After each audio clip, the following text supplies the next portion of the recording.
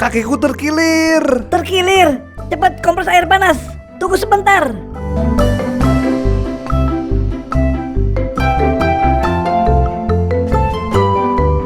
Makasih bro. Nah ini sekarang pakai alkohol nih, biar kumannya mati. Oke, makasih bro.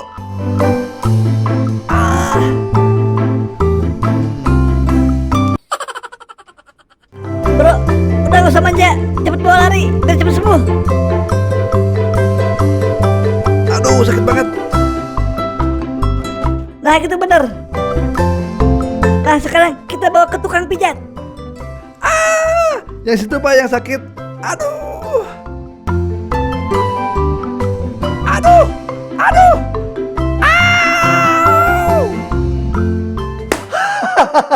Makanya jangan sotoy lu bro. Agar kesleo segera pulih, jauhilah 4 hal. Yang pertama, panas atau heat. Kompres air panas atau hawa panas akan membuat pembuluh darah melebar dan meningkatkan aliran darah sehingga memperburuk keadaan peradangan ataupun memar.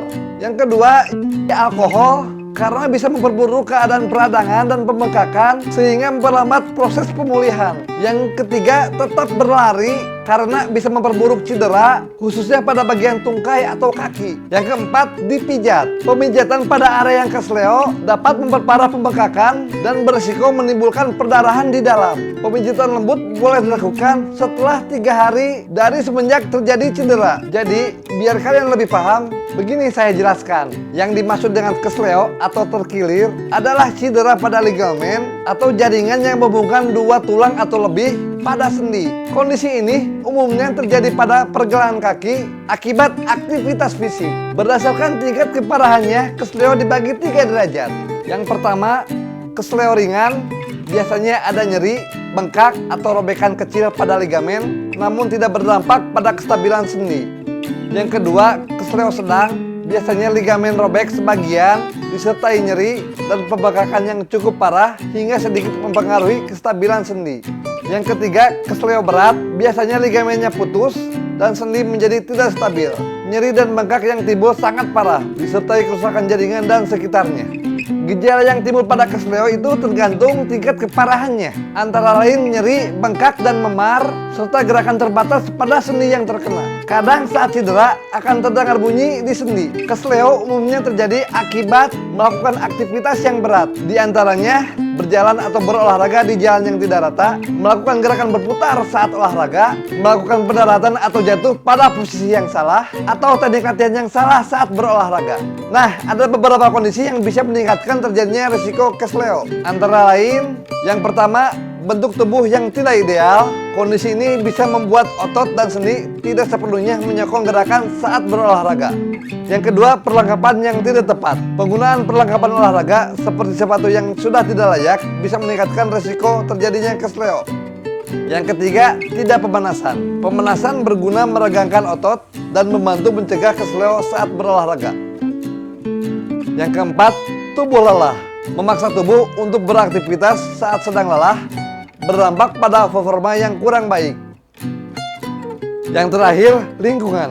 Permukaan tanah yang basah dan licin bisa meningkatkan risiko cedera akibat terjatuh. Untuk mendiagnosis kesleo, dokter akan mengajukan beberapa pertanyaan terkait cedera yang dialami. Kemudian melakukan pemeriksaan fisik dan menggerakkan bagian tubuh yang diduga terjadinya kesleo. Langkah ini membantu dokter untuk mengetahui area ligamen atau otot mana yang cedera. Setelah itu, dokter dapat melakukan pemeriksaan penunjang seperti ronsen untuk memastikan tidak ada tulang yang retak atau patah. Bila diperlukan, dokter akan melakukan pemeriksaan MRI untuk melihat kondisi sendi secara detail. Nah, bila Anda terjadi kesleo, ada beberapa penanganan yang dapat dilakukan di rumah untuk membantu mengatasi kesleo. Penanganan pertama ini disingkat dengan PRICE, yaitu Protect, Rest, Ice, Compression, dan Elevation. Yang pertama, protect atau melindungi, yaitu melindungi pergelangan kaki dengan menggunakan sepatu boot agar sendi terlindungi. Yang kedua, rest atau mengistirahatkan. Istirahatkanlah sendi selama 2-3 hari setelah cedera. Bila perlu, gunakanlah tongkat untuk membantu berjalan. Yang ketiga, ice, es. Lakukan 15-20 menit setiap 2 atau 3 jam selama 2 hari berturut-turut.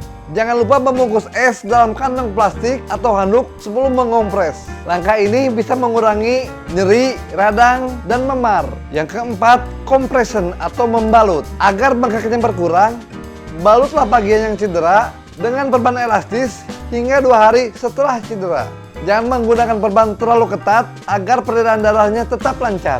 Dan ingatlah, bukalah perban sebelum tidur. Yang terakhir, elevation atau menaikkan.